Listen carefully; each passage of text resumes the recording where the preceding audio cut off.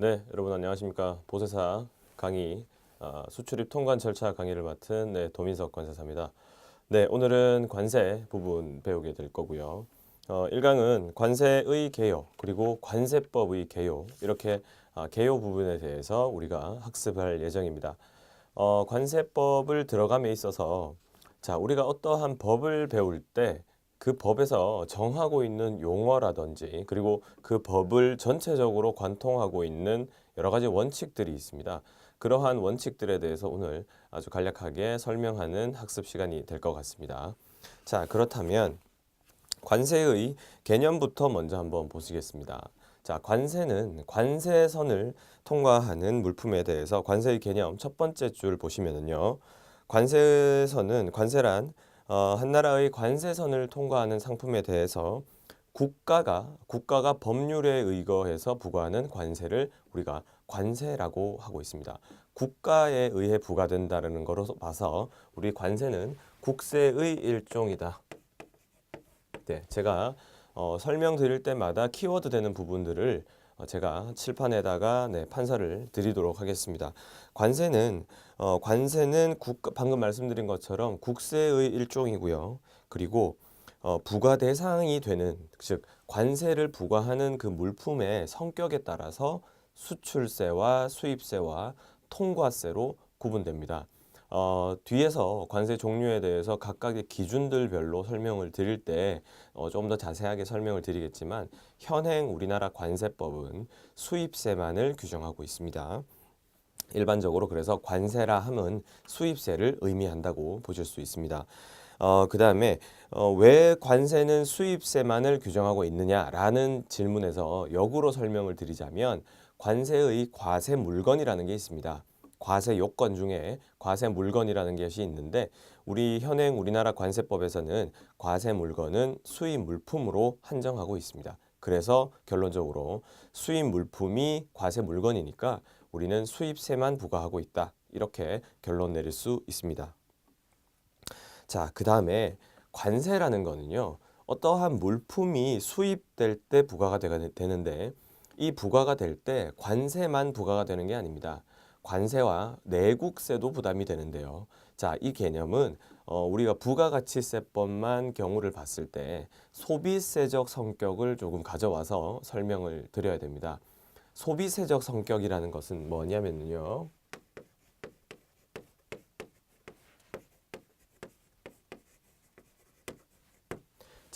소비한다라는 거죠. 이 물품을 제가 밑에 있는 편의점에서 어떠한 물건을 샀습니다. 1,000원짜리 물건을 샀으면 제가 소비한 곳은 편의점, 그리고 그 편의점은 우리나라에 소재하고 있는 편의점입니다. 즉 우리나라에서 소비되는 것을 전제로 하기 때문에, 그래서 우리나라에서 부과를 한다라는 거죠. 근데 소비세는 소비세적 성격에 따라서 부가가치세, 우리가 1,000원이라는 물건을 사면 100원이라는 10%의 부가가치세를 부담을 하게 되죠. 그거와 마찬가지로 수입 물품은 수입이 된 이후에 우리나라에서 어떻게 제조하든지 가공하든지, 그리고 그 상품 그대로 판매되든지 어떻게 처분되든지, 즉 그러한 개념을 사용이라고 본다면, 우리나라에서 사용된다라는 개념에서 그때 수입할 때 내국세도 함께 부과를 하고 있습니다. 교재 보시면은 관세 부과 시에는 내국세도 함께 부과되는데, 이때 관세와 함께 부과되는 내국세에는 이런 것들이 있습니다. 부가가치세, 지방소비세, 그리고 담배소비세, 개별소비세, 그리고 지방교육세, 주세, 교통세, 교육, 에너지, 환경세, 이렇게 그리고 농어촌 특별세까지 이러한 내국세들이 함께 부과가 되는 것입니다. 여기서 조금 더 깊게 들어가자면, 왜 그렇다면 세관장이 부과를 하느냐라는 문제까지 가는데, 그 부분은 우리가 여기서는 더 이상 언급드리지 않아도 학습하시는데 전혀 무리가 없습니다. 그래서 이 부분은 관세의 개념 부분에 있어서는 관세란 하는 정의 부분과, 그리고 관세 부과 시에는 내국세도 함께 부과되는데, 그때 함께 부과되는 내국세의 종류에 대해서 조금 암기를 해주시는 것이 우리 객관식 문제 대비함에 있어서 효율적인 준비라고 생각이 듭니다. 자, 그 다음에 관세의 특성입니다. 관세의 특성 또한 문제화될 수 있는 부분인데요. 자, 관세는 자, 아래 표를 보시면은 지금 한 7가지, 8가지 정도의 특성들이 나와 있습니다. 자, 조세로서의 첫 번째, 조세로서의 특징이 있죠. 관세는 조세입니다. 즉, 재정 수입을 목적으로 하죠. 국가가 부과하는 것은 재정 수입이 곧 목적이 되는 것입니다. 그리고 관세는 조세라는 거, 국세라는 거는요. 법률로서 의거해서 부과한다고 말씀드렸죠. 그것처럼 법률에 의해서 그 제정이 되는 것입니다. 그렇다면 우리 법률을 제정하는 기관이 어딘가요? 행정부일 수도 있지만 우리가 입법, 사법, 행정을 봤을 때 입법하는 기관인 의회, 국회에서 법률로서 제정되는 것이 국세라고 말씀드릴 수 있습니다. 그리고 관세는 반대급부가 없죠. 자, 어떠한 우리가 반대급부라는 것은 어떠한 지급을 하게 된다면, 즉 지급이나 납부를 하게 된다면 그에 따른 혜택을 받게 되는 것을 반대급부라고 하는데요. 자, 이러한 관세는 반대급부 없이 국가가 일방적으로 법률에 의거해서 부과를 하고 우리는 납부하게 되는 그러한 특징을 가지고 있습니다. 자, 그 다음 두 번째로서 제가 앞서 잠깐 말씀드렸던 소비세로의 성격이 있습니다. 관세는 소비재로서 최종 소비될 것을 예견해서 부과되는 간접 소비세입니다. 자, 그래서 우리 그 사치품이나 완제품에는 아주 고세율의 관세를 부과를 하고요. 그리고 원재료에 대해서는 저세율로 부과를 하게 되어 있습니다. 그것은 관세율 체계가 그렇게 구성이 되어 있는 것이고요.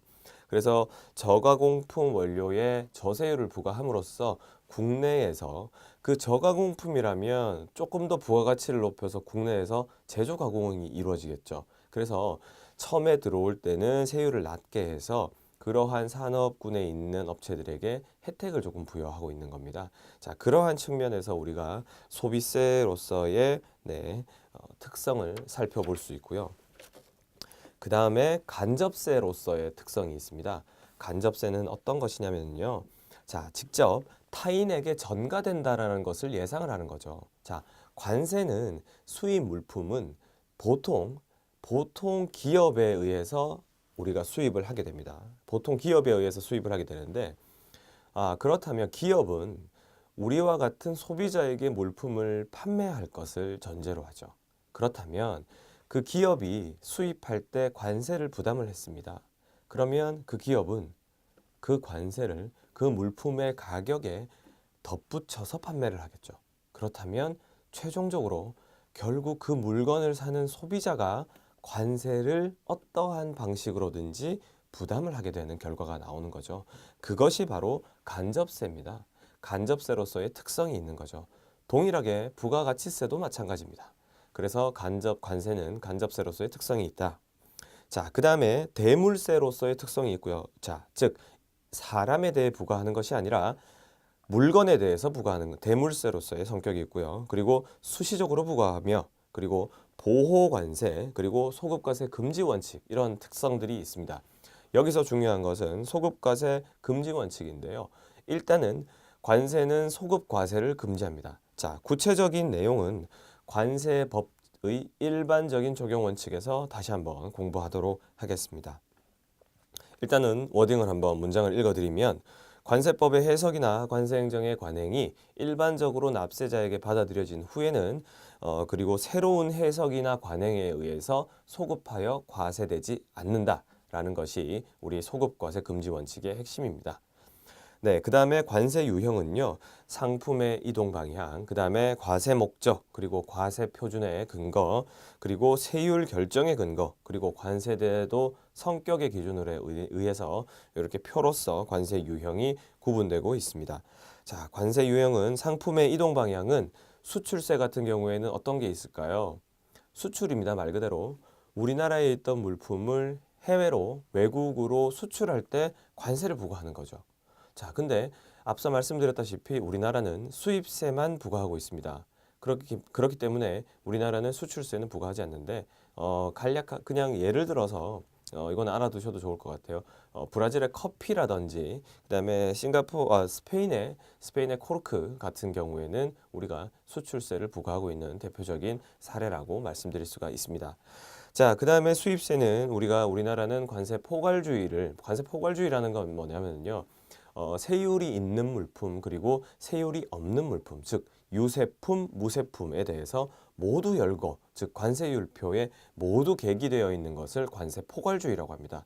즉 우리나라는 관세 포괄주의를 규정하고 있고요. 자, 통과세는 단순히 자국을, 즉 우리나라를 통과하는 상품에 대해서 부과하는 조세인데요. 자, 오늘날 모든 국가가 이런 통과세를 많이 부과하고 있지는 않습니다. 네, 참고용으로 알아주시면 되고. 자, 그다음 과세 목적으로는 재정관세, 즉 국가가 재정 수입을 목적으로 주된 목적이 국고 수입에 있는 그러한 기준을 우리 재정관세라고 하고요. 보호관세는 수입 물품에 관세를 부과함으로써 수입 물품이 어떠한 그 볼펜이다. 그러면은 그 볼펜을 생산하고 있는 우리 국내 산업이 있을 겁니다. 그죠? 그러면은 관세를 부과해서 원래는 우리나라 상품보다 저가였을 거예요. 하지만 관세가 들어가면서 우리나라 상품의 시장 가격과 비슷하게 형성이 되어서 어찌 보면 경쟁을 만들어주는 거죠.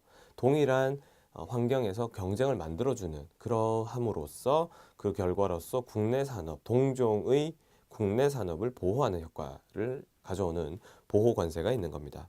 자, 그 다음에 과세 표준 기준은 조금 보셔야 되는데요. 자, 과세 표준이라는 것은 우리가 수입 물품의 어떠한 물품의 가격을 얘기하는 겁니다.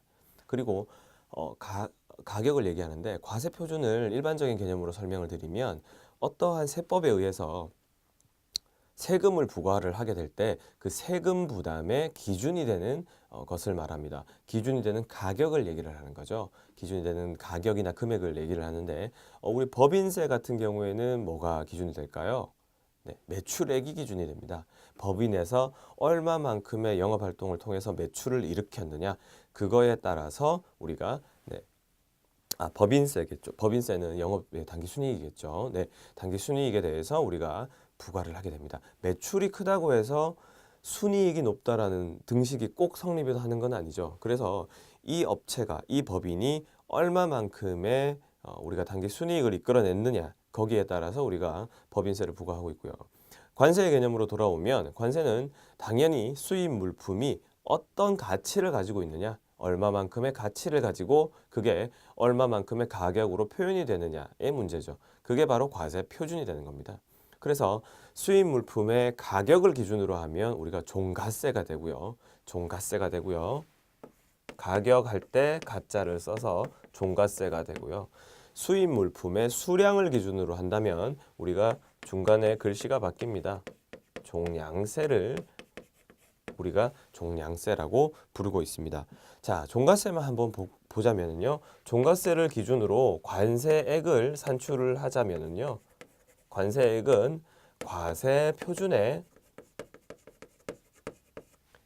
곱하기 세율을 하게 되면 종가세를 기초로 한 관세액이 산출이 되게 되는 겁니다. 자, 여러분, 요 식은 우리가 관세에 있어서 굉장히 중요한 산식입니다. 그래서 우리가 조금 필기를 해 두시는 것도 좋으실 것 같습니다. 자, 그 다음에 혼합세입니다. 혼합세는 이 종가세와 종량세를 혼합한 관세를 말하고요. 자, 양자를 선택하거나 복합해서 부과할 수도 있습니다. 하지만 우리나라는 부과하고 있지 않다는 거 알아두시면 될 것 같습니다. 자, 그 다음에 우리가 우리 세율의 결정 근거와 관련해서는 국정관세, 협정관세, 편익관세 이렇게 세 가지로 나뉘는데요. 국정관세는 법률에 의해서 자주적으로 한 나라의 주권에 의해서 자주적으로 정한 관세를 말하고 협정관세는요.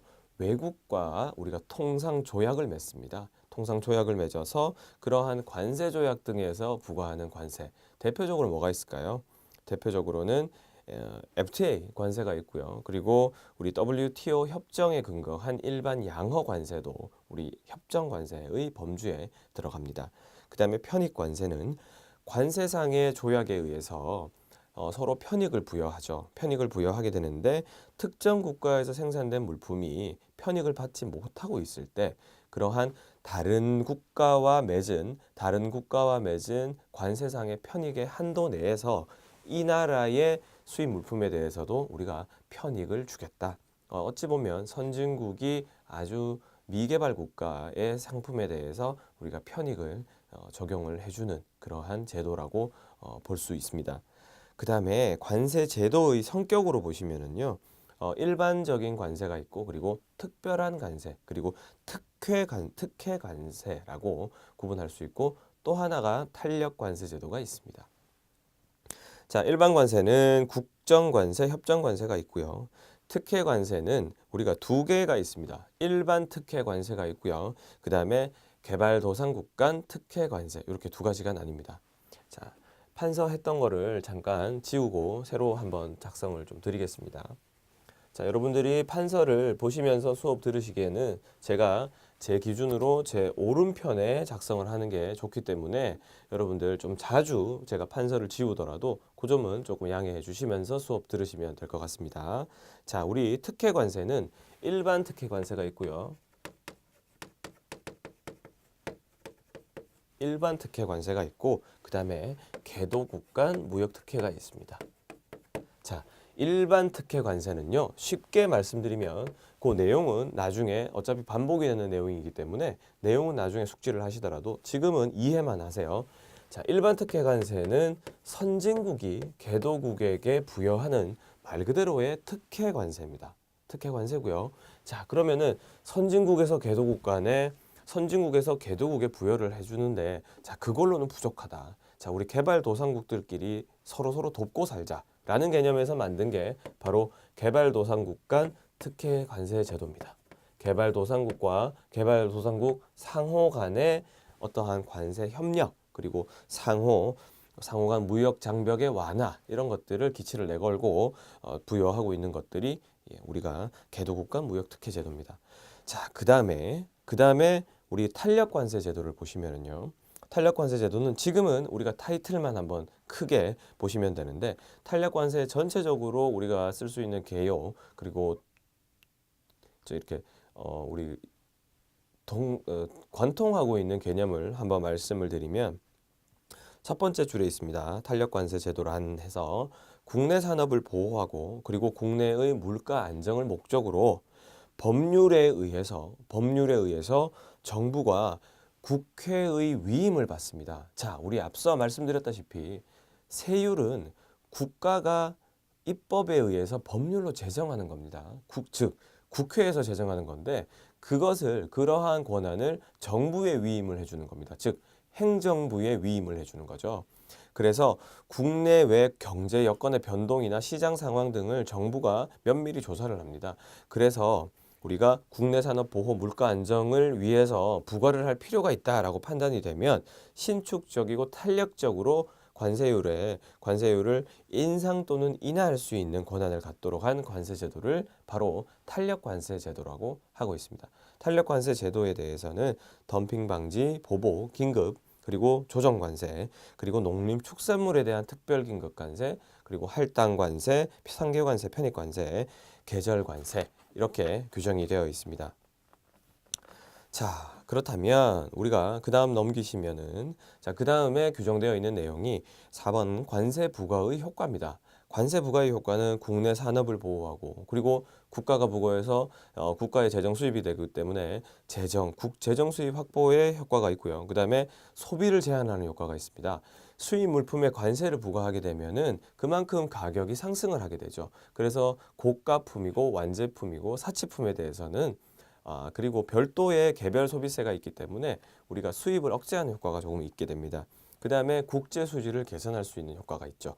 수입 물품에 관세를 부과하면 우리가 반대로 수입 물품의 관세 부과로 인해서 가격이 높아지기 때문에 그 다음에 우리는 수출을 또 이루어지게 되면, 자, 그랬을 때 우리가 수지가 맞다라는 표현에서 그 수지입니다. 국제 수지가 우리가 안정화가 되는 거죠.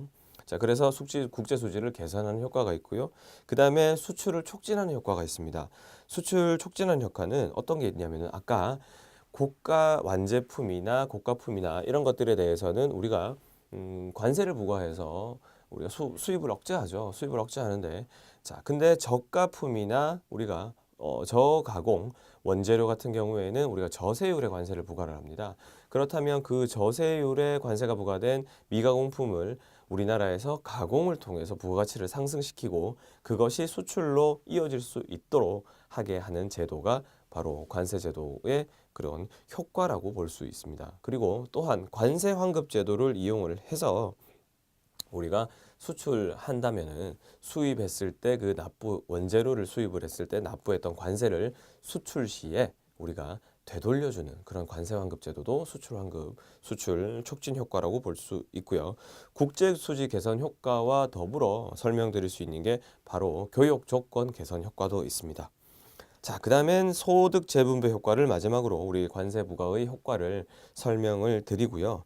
자, 그다음에는 이제 우리 관세법의 개요를 들어가게 됩니다. 관세법의 개요는요. 자, 지금 이 순간부터는 제가 본문의 내용을 자, 하나하나 짚어드리겠습니다. 자, 그러한 부분들이 출제될 가능성이 굉장히 높습니다. 자, 우리가 관세법을 우리가 자격 시험으로 하고 있는 게 몇 가지가 있죠. 우리 지금 현재 공부하고 계시는 보세사가 있고요. 그 다음에 관세사, 제가 지금 현재 현업으로 하고 있는 관세사가 있고, 그 다음에 관세직 공무원들도 관세법을 준비를 하시죠. 자, 이 세 가지 시험에서 국제무역사도 있고요. 국제무역사도 있고, 그리고 무역관리사에도 관세법의 일부 내용이 들어가 있습니다. 자, 이러한 모든 시험들에서 관세법 문제의 경향성을 제가 나름대로 분석을 했고, 그러한 부분들을 제가 수업 시간에 몇 번 이렇게 짚어드리겠습니다. 자, 그런 부분들만 공부를 잘 하셔도 좋은 득점을 하실 수 있다라고 제가 OT 때도 말씀드렸습니다만은 지금 또한 또 말씀드리겠습니다. 자, 관세법은요. 수출입 물품에 대한 관세의 부과 징수, 보세구역, 보세운송 및 수출입 통관 관리에 대해 규정하고 있는 법으로서 관세 수입 확보를 통해 국민 경제 발전에 이바지함을 목적으로 한다라고 관세법 1조의 목적을 분명히 하고 있습니다. 자, 차근차근 뜯어서 분석을 한번 해보면요. 자, 수출입 물품에 대한 관세 부과 및 징수라고 되어 있습니다. 하지만 수입 물품이라고 하는 게 조금 더 정확하겠죠. 수출 물품에는 관세 부과를 하지 않기 때문에. 하지만 큰 틀에서 봤을 때는 보세 구역이나 보세 운송도 포함되기 때문에 우리가 수출 물품도 규정을 해놓은 겁니다. 자, 그렇듯이 우리가 관세의 부과와 징수에 대해서 규정을 하고 있고요. 그 다음에 보세 화물에 대해서 보세 구역과 보세 화물을 장치할 수 있는 그 보세 구역과 그리고 장치된 보세 화물을 보세 구역 간에 이동할 수 있는 그 보세 운송, 보세 상태로의 운송, 그리고 수출입 통관의 전반적인 관리에 대해서 규정을 하고 있는 겁니다. 그러한 관리를 통해서 관세 수입을 적절하게 확보를 해서 그것이 곧바로 국민 경제 발전에 이바지할 수 있도록 하는 것이 우리 관세법의 목적이다라고 할 수 있습니다. 이 부분은 암기를 해주시면 좋을 것 같습니다. 네, 여러분 2번 관세법 구조 및 주요 내용 보시면은요. 관세법의 주요 내용은 목적을 말씀드렸다시피 과세와 징수 그리고 국제관세 협력 보세 구역 이런 여러 가지 내용에 대해서 규정이 되어 있고 그리고 관세 관련 제도도 규정되어 있죠. 그리고 우리 이제 감면 제도라든지 분할 납부 관련 제도라든지 그리고 관세 평가 제도 이렇게 규정이 되어 있습니다. 자, 그래서 박스에 보시면 1장부터 13장까지 규정이 되어 있는데요. 우리가 수출입 통관 절차 부분에 있어서는 1장부터 5장 그리고 9장 그리고 이렇게 9장까지 9장 통관까지 그렇게 학습을 하시고요. 그리고 보세 구역과 보세 화물 관리 제도에서는 우리 6장, 7장, 8장 그리고 11장 벌칙 제도까지 그렇게 학습을 하실 예정입니다. 자, 그 다음에 관세법 동그라미 3번 관세법 적용 원칙을 보시면은 자, 2016년도 기출 문제입니다. 기출 문제고요. 자, 여기는 관세 형평 한목적성의 원칙 그리고 소급 과세 금지 원칙 그리고 신의성실 세관 공무원 재량의 제한 그리고 관세법의 우선 적용 이렇게 5가지가 있는데요. 자, 다음은 뭐 관세법 적용 원칙이 아닌 것은 이렇게 나올 수도 있고 그리고 각각의 적용 원칙의 내용에 대해서 묻는 문제도 나올 수 있습니다. 그렇기 때문에 우리는 내용을 보면서 우리가 각 각각의 적용 원칙에 대해서 우리가 암기를 할 수 있게 그렇게 학습을 하셔야 될 것 같습니다.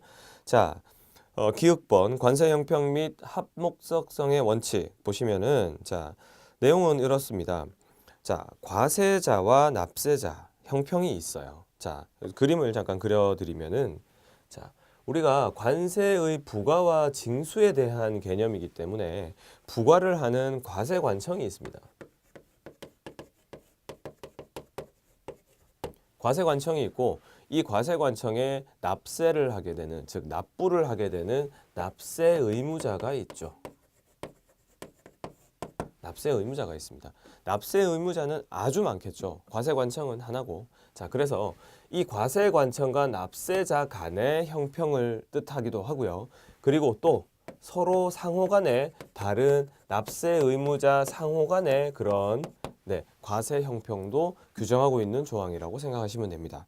그리고 한목적성이라는 것은 납세자의 재산권이 우리가 부당하게 침해되지 않도록 하는, 즉 해당 조항이 어느 정도의 목적성을 가지는데 그 목적성을 벗어나지는 마라라는 것이 바로 한목적성의 원칙이 내재하고 있는 내용입니다. 자, 그 다음에 두 번째로 잠깐 언급드렸던 게 니은번의 소급과세 금지 원칙인데요.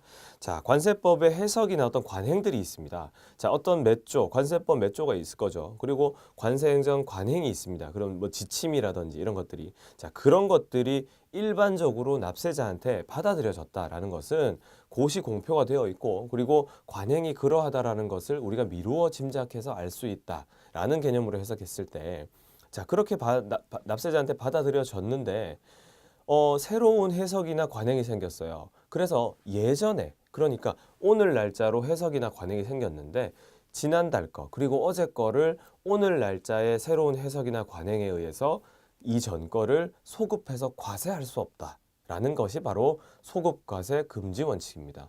자, 그래서 조금 어렵게 받아들여지실 수도 있어요. 조금 어렵게 받아들일 수도 있는데 분명하게 말씀드릴 수 있는 거는 어려운 부분들은 두 번이고 세 번이고 네 번이고 읽으십시오. 읽으시고 끊어서 읽으시고 그렇게 하시면은 어느 정도 이해가 되시는 경험을 하실 수 있습니다. 자, 여기서 제가 끊어서 읽어야 되는 부분들을 말씀을 좀 드릴게요. 자, 해석이나 관행의 행위 계산은 정당한 것으로 보며까지 끊으시고, 두 번째 줄 새로운 해석 또는 관행에 의해 소급하여 과세돼서는 안 된다. 이렇게 중간에 한번 끊으셔서 내용을 학습하시면 될 것 같습니다. 자, 그 다음에 우리가 신의성실 원칙인데요. 신의성실 원칙은 자, 소급과세 금지 원칙과도 조금 비슷한 내용입니다. 비슷한 내용인데요. 사회생활 공동의 D급번이고요. 사회생활 공동의 이론으로서 서로 상대방으로부터 일반적으로 기대되는 신뢰를 저버리지 않도록 하는 그런 성의를 가지고, 즉 신의를 가지고 행동해야 된다라는 원칙입니다. 즉 과세관청과 납세 의무자 간에 해당되는 내용이겠죠. 네. 자, 그 다음에 우리 리을번 세관공무원 재량의 제한입니다. 세관공무원은 그 재량권을 행사할 때 그 한계를 넘거나 남용하여서는 안 된다라는 원칙이죠. 아주 일반적이고 상식적인 내용입니다. 네, 그래서 재량권의 한계를 넘거나 남용이 있는 경우에는 위법사항이 되어서 행정심판의 대상이 되고요. 더해서 사법심사의 대상이 될 수도 있습니다. 자, 마지막으로 관세법 우선 적용입니다. 관세법의 우선 적용인데요. 자, 수입 물품에 대해서 부과 징수하는 아까 내국세를 말씀드렸죠. 그 내국세에 대해서 내국세의 부과 징수에 대해서 자, 국세기본법이나 각각의 개별 내국세법에서 규정하고 있는 내용이 있습니다. 근데 그러한 규정과 관세법의 규정이 서로 상충되는 경우에는 뭐가 우선한답니까? 관세법의 규정이 우선하고 있습니다.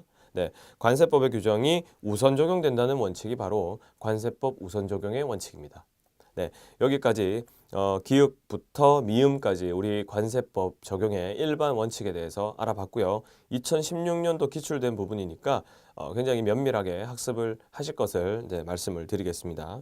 자, 그 다음에 관세 징수의 우선권 및 그리고 타법과의 관계입니다. 다른 법과의 관계와 그리고 관세 징수를 최우선적으로 한다라는 그런 내용인데요. 자, 이 부분 또한 출제될 수 있으니 중요하게 학습하시기 바랍니다. 자, 첫 번째로 기억번 관세징수 우선권을 보시면은 자, 수입 물품에 대해서 부과하는 관세징수가 제대로 이행되지 않으면 어떤 결과가 날까요?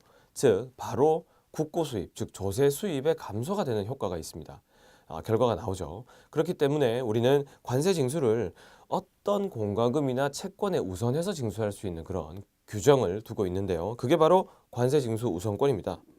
자, 관세를 납부해야 하는 수입 물품으로 매각을 했어요. 어떠한 사유에 의해서 매각을 하게 되면 그 매각하면서 생긴 자금이 생길 겁니다. 즉 매각 대금이 생기죠. 그 매각 대금은 최우선적으로 관세에 우선 충당하도록 규정하고 있습니다. 바로 관세 징수를 우선적으로 징수한다는 거죠. 두 번째로 납세자의 일반 재산을 처분하여 생긴 매각금이 있을 겁니다. 자금이 있을 텐데 그때 관세의 우선순위는 소득세, 재산세, 그리고 다른 국세와 동일한 순위입니다.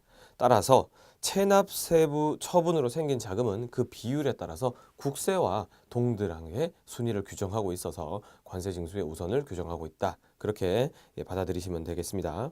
그리고 지금 국세기본법, 내국세법, 각 내국세겠죠. 각 내국세, 그리고 FTA 관세특례법과 관세환급특례법과의 관계를 규정하고 있는데요.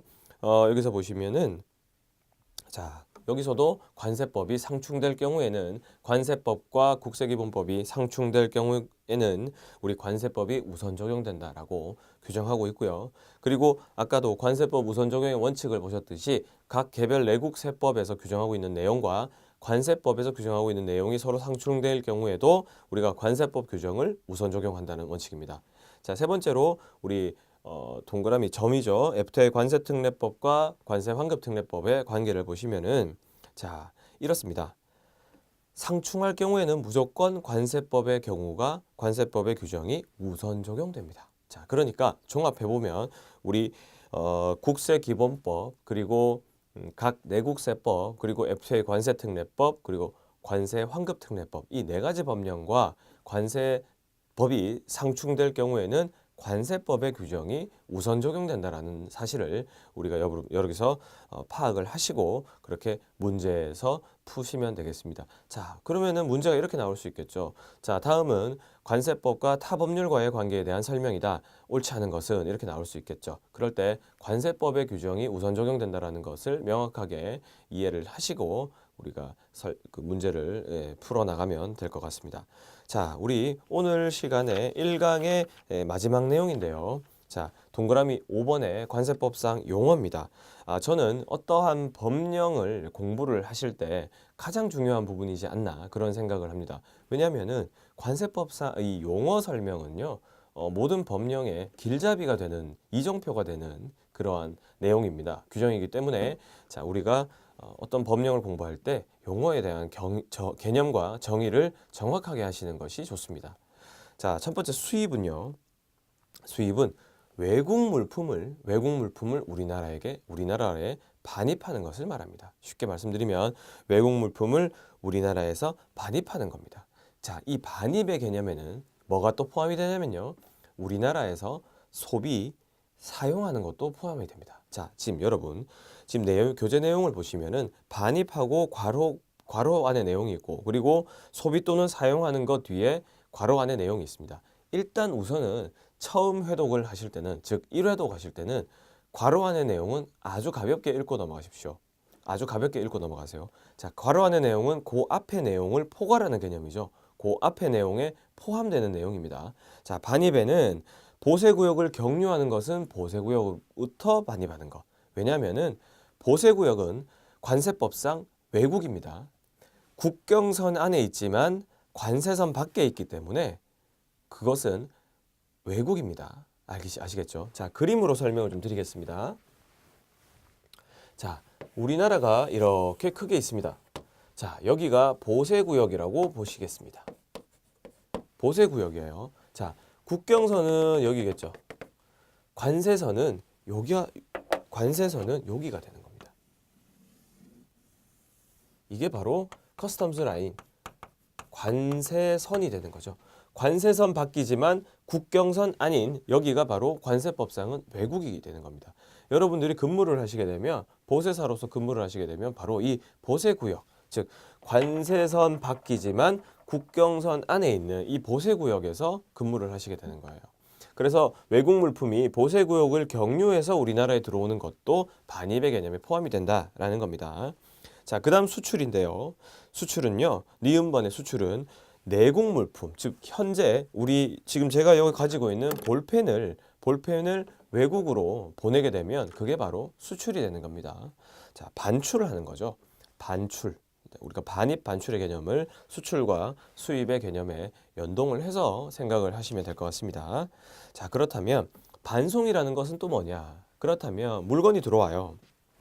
물건이 들어오는데 물건이 일단은 보세구역으로 들어왔다가 수입이 되게 되는데요. 자, 반송은 뭐냐면 들어왔다가 그냥 그대로 다시 가게 됩니다. 즉 수입 통관 절차를 거치지 않습니다. 이게 바로 반송입니다. 이게 바로 반송의 개념입니다.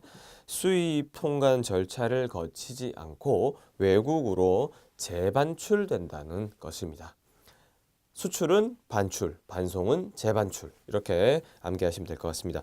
자, 그렇다면 지금 외국 물품, 내국 물품이 나와 있는데 그러면 외국 물품이라는 것은 어떤 것을 의미하는지 한번 보겠습니다. 자, 첫 번째 보시면 외국으로부터 우리나라에 도착되어서 우리나라에 있는 물품으로서 수입 신고가 수리되기 전의 것을 외국 물품이라고 합니다. 자, 외국에 있는 물품, 외국으로부터 우리나라에 도착한 물품으로서 우리나라에 있는 물품. 여기서 우리나라라는 것은 여기서는 또 관세선의 개념이 안 들어가요. 우리나라는 보세구역을 포함하는 개념입니다. 그래서 그때 수입 신고가 수리되기 전의 것은 자, 우리가 외국 물품이라고 부르고 수출 신고가 수리되었어요. 수출이라는 것이 뭡니까? 내국 물품을 외국으로 반출하는 것이죠. 수리가 되었다라는 것은 이미 이 보세구역 안에 들어갔다는 거예요. 그렇기 때문에 그것은 이미 수출 신고가 수리되었으면 내국 물품이 아니기 때문에 외국 물품이 되는 겁니다. 그렇게 보시고, 그리고 우리나라 국민이 대표인 기업, 우리 대기업들 얘기할 수 있겠죠. 대기업들의 외국에 있는 기업이 외국에서 생산하는 물품도 외국 물품입니다. 그리고 보세구역에서 보수작업으로서 보세구역에서는 우리가 포장에 대한 포장을 재포장할 수 있고요. 그리고 원산지 상표를 붙일 수 있고요. 아주 경미한 페인트 칠을 또 할 수 있고 여러 가지 보수작업을 할 수 있는데 그 보수작업으로서 외국 물품에 부과된 내국 물품은 외국 물품으로 본다는 거예요. 자, 어떤 물품이 보세구역 안에 있는 어떤 물품이 있습니다. 어떤 물품이 있는데 여기다가 페인트 칠을 해요.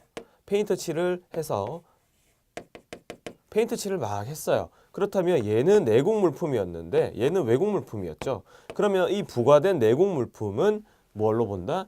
외국 물품으로 본다라는 겁니다. 그게 바로 하나, 둘, 셋, 네 번째 규정이고요.